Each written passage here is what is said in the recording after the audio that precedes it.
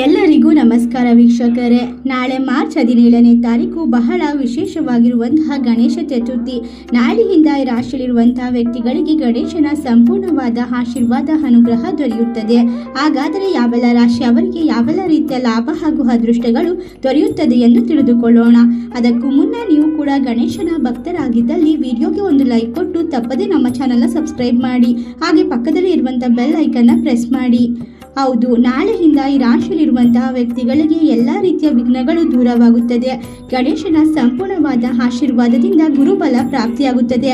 ಮಾಡುವಂತಹ ಕೆಲಸ ಕಾರ್ಯದಲ್ಲಿ ವಿಪರೀತವಾದ ಲಾಭವನ್ನು ಕಂಡುಕೊಳ್ಳಬಹುದು. ನಿಮ್ಮ ಕೆಲಸದಲ್ಲಿ ಇರುವಂತಹ ಅಡೆತಡೆಗಳು ಸಂಪೂರ್ಣವಾಗಿ ದೂರವಾಗುತ್ತದೆ.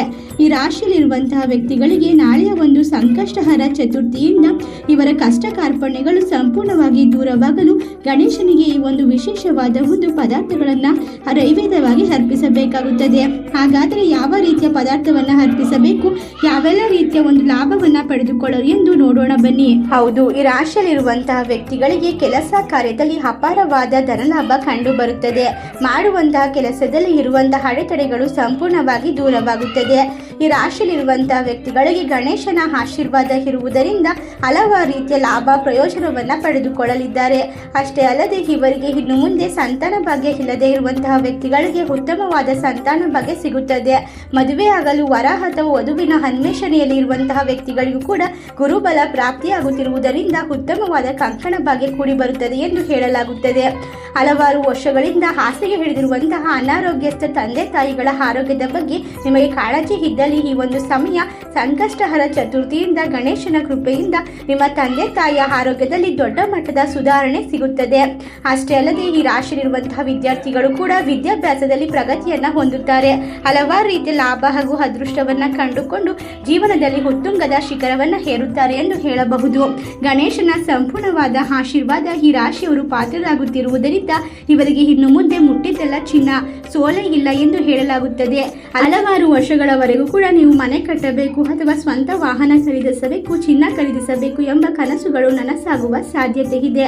ಈ ಒಂದು ಸಂದರ್ಭದಲ್ಲಿ ನಿಮ್ಮ ಎಲ್ಲಾ ರೀತಿಯ ಬಯಕೆಗಳು ಸಂಪೂರ್ಣವಾಗುತ್ತದೆ ಎಂದು ಹೇಳಬಹುದು.